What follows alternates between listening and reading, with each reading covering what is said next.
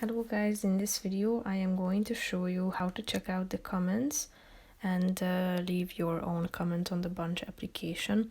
But first I just want to mention, don't forget to subscribe to my channel, because at 10,000 subscribers I am going to show you my whole YouTube revenue statistics and growth strategy, how to make money online. So let's jump into it.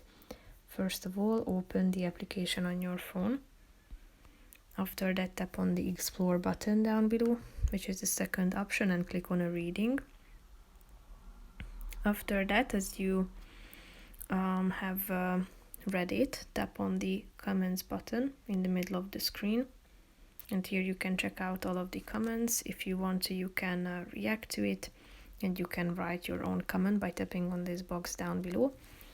Then type it in and tap on the post button next to it, and as you can see, it has been posted. If you want to, you can add your own reactions. You can find 4 emojis, so just simply tap on the relevant one that you want to use.